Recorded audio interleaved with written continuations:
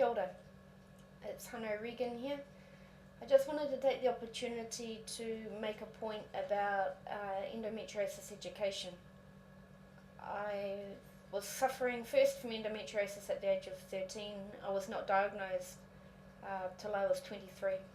That was 10 years of not knowing, 10 years of thinking something was not right, of knowing my body was inadequate, of suffering.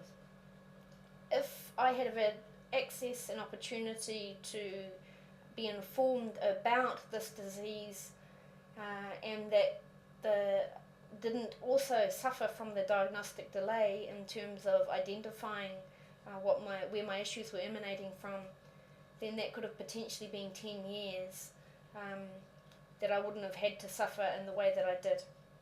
It also might have meant another world for me in terms of some of the opportunities I chose not to take because of this disease.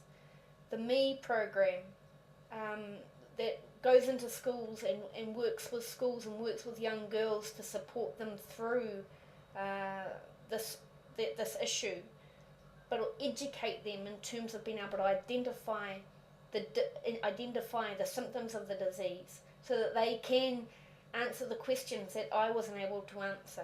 What is the difference between period pain and something which is a symptom of endometriosis?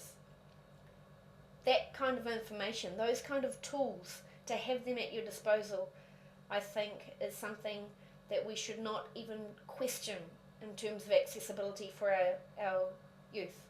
It is not an issue of fertility versus infertility.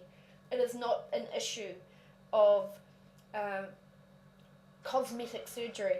We are talking about the lives of young girls that can be hugely changed in terms of every sphere of their lives, their educational lives, their personal lives, their self-confidence, self-esteem. If they could access information through a program like me, then that might mean the difference for them in terms of their future in dealing with this disease. If 1 in 5 are suffering from endometriosis, the potential support that they could get from me and the Endometriosis Foundation might mean 1 in 5 grow up to be adults that don't have the chips on their shoulders that I've had in terms of this disease, but not only the chips, that don't have the scars of this disease as they move into the future and continue to contribute to our society. Nā reira, me whai whakaro tātou mō e nei kaupapa. Kia kauraka e noho mū e nei kōrero ki mū i te aroaro o te iwi.